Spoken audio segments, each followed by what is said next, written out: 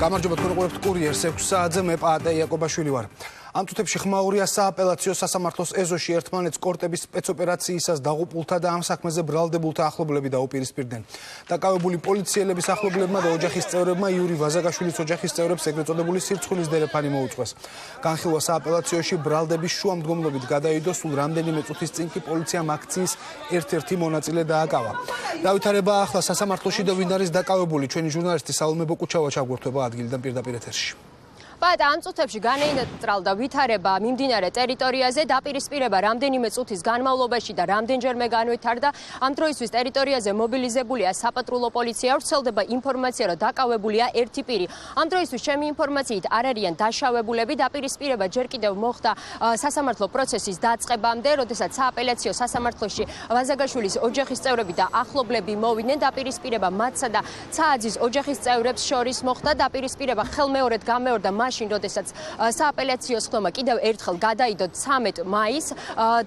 ამ შემთხვევაში ერთმანეთს ოჯახის წევრების გარდა არასამთავრობო სექტორის წარმომადგენლებიც დაუპირისპირდნენ.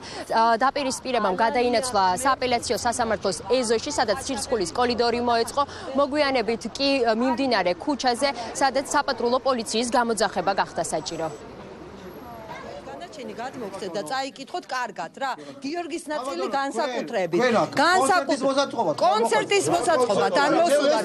კონცერტს თქვენ ატარეთ ბატონო ზადა და შეჩეული ხართ კონცერტებს და არ გიშლეთ მე ესე საუბრო. მე მოვედი დასასწრებად. კი ბატონო, წაიკითხეთ განაჩენი და მე დაესწარეთ ამ უკანონობას. მე დაესწარეთ ამ უკანონობა. მე ვნახე ბავშვი რო ჩაცხრილეს. და ვინ ბავშვი? ბავშვი კი არ კრიმინალი. კვეთიდან დაწავალ ისე რომ კრიმინალების ძეგლი არ ავაფეთ თქვი.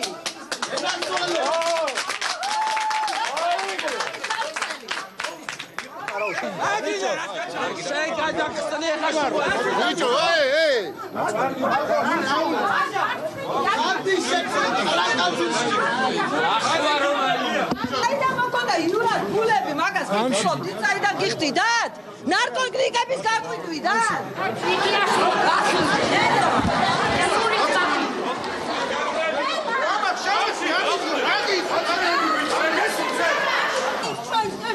ბარიგებია კაიფში დადიან სასამართლოში. რა უნდა რა გუაჩულა აიღეთ ამირდა.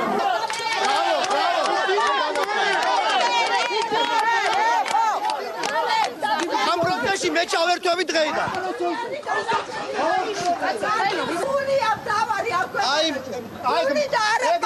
ეგენიო დროზე არ დააკავა სააკაშვილის რეჟიმის მე ვაზაგაშვილი ბარიკის ფული. ბრალდების ხარი იცეოდა პროვოკაციულად, იცინოდნენ და ეს იყო ყველაფერი საკმაოდ გამომწვევი. მე მინდა გითხრათ, რომ ეს საქმე პროკურატურას ნაწარმოები აქვს კრიმინალური სინდიკატის დაკვეთით და საქართველოში არ გავა არასდროს ის, რომ კრიმინალმა გაიმარჯვოს სახელმწიფოზე, გაიმარჯვოს პოლიციაზე. მანამ-სანამ სააპელაციო სასამართლოში საქმის განხილვა დაიწყებოდა, საპროტესტო აქციას ბრალდებულების ოჯახის წევრები და არასამთავრობო სექტორის წარმომადგენლები მართავდნენ. არასამთავრობო სექტორმა დღეს გაასაჯაროვა დოკუმენტი, რომლის მიხედვითაც ისინი საქალაქო სასამართლოს მოსამართლეს ბადრი კოჭლამაზაშვილის უკანონო ქმედებაზე საუბრობდნენ. ეს გახლავთ სწორედ ის მოსამართლე, რომელმაც საბოლოო გადაწყვეტილება მიიღო საქალაქო სასამართლოში ეგრეთ წოდებული კორტების სპეცოპერაციასთან დაკავშირებით. არასამთავრობო სექტორი იუსტიციის საბჭოს რეაგირებას ითხოვს. მინდა მიმართო იმას პრემიერ-მინისტრს პირად კონტროლზე აიყვანოს ეს ჩვენი საქმე, იმიტომ რომ აბსოლუტურად ყველაფერი არის უკანონობა, უკვე ვეღარც ჩამოგითვლით იმდენი უკანონობა ხდება აგრო. გარდა იმისა, რომ დამსახურებული პოლიციელები გამოიჭირეს და გამოამწვდიეს ციხეში, ძეგლს უნდგავენ ქალაქის ცენტრში კრიმინალებს. მოთხოვნა ის გვაქვს, რომ მეორე ინსტანციამ იგივე არ ჩაიდინოს, რაც გააკეთა პირველ ინსტანციის მოსამართლემ. ბადრი კოჭლამაზაშვილმა. ეს კაცი არის მევახშე, ეს არის მიუღებელი მოსამართლისათვის, რადგან გარდა იმისა, რომ სამართლებრივად იკრძალება მოსამართლის მხრიდან სამეწარმეო საქმიანობა, ამავდროულად აბსოლუტურად ამორალურია მოსამართლის მხრიდან მევახშეობა და მეპროცენტეობა. თვალის მოვკარი რამდენიმე პოლიტიკურ ფიგურას, ზოგი საკრებულოში მუშაობს, ზოგი დეპუტატია.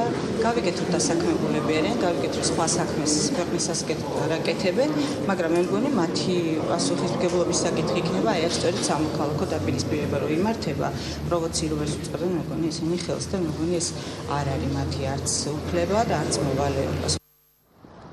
ამ წუთებში ჩალაძის ქუჩაზე კვლავ დაძაბული ვითარება, კიდევ ერთხელ დაიძაბა ვითარება სააპელაციო სასამართლოს მიმდებარე ტერიტორიაზე. მე შევახსენებ მაყურებელს, რომ ტერიტორიაზე მობილიზებულია საპატრულო პოლიცია. ჩვენთვის უცნობია, არის თუ არა ამ წუთებში კიდევ რამდენიმე დაკავებული. ამასთანავე მინდა შევახსენო მაყურებელს, რომ დღეს მიმდინარეობდა სააპელაციო სასამართლოში საქმის განხილვა, სადაც ბრალდების მხარემ რამდენიმე შუამდგომლობა დააყენა, მათ შორის პროკურორის აცილების საკითხი.